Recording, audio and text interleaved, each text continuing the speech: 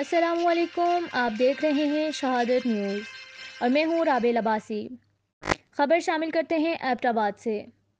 Abbott آباد بکور سے bureau chief نوید اکرم عباسی کی رپورٹ کے مطابق بکور شریف گاؤں میں مقامی افراد، نمائندین ولیج کونسل اور غیر سرکاری تنظیم کے اشتراک سے 6000 پودوں کی شجر کاری مہم کا آغاز بکوٹ گاؤں کے روحانی مرکز زیارت حضرت پیر فقیر اللہ بکوٹی رحمت اللہ کے مرکز سے شروع کیا گیا۔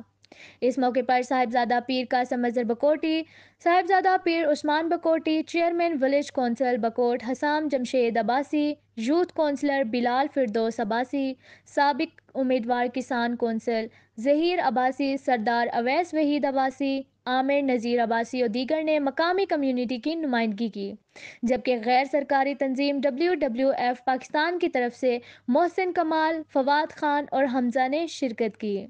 پہلے فیز کے لیے پودے پہنچا دیے گئے۔ اسی طرح ایک فیز میں شجر کاری مہم چیک ڈیم لینڈ سلائڈنگ روکنے کے لیے نالوں پر کام شروع ہوگا۔ اس سے قبل اسی تنظیم اور مقامی ولیج کونسل نمائندین کے اشتراک سے صاف پینے کے پانی کی اسکیمیں کوہالہ بکوٹ مولیا روڈ پر لینڈ سلائڈنگ روکنے کے لیے حفاظتی دیوار، کچن گارڈننگ کے لیے خواتین کو سامان کی فراہمی کی جا چکی ہے۔ WWF پاکستان کے ذمہ داروں کے مطابق ہم مزید کام مقامی کمیونٹی کے اشتراک سے کریں گے۔ اس موقع پر chairman village council Bakot Hussam Jamshed Abbasi, youth councillor Bilal Firdous Abbasi اور نمائندین علاقہ نے اظہار تشکر کیا اور بھرپور تعاون کی یقین دہانی کرائی کہ ایسے منصوبوں سے اجتماعی طور پر عوام علاقے کا فائدہ ہوتا ہے اور علاقہ کی خوبصورتی میں مزید اضافہ ہوتا ہے۔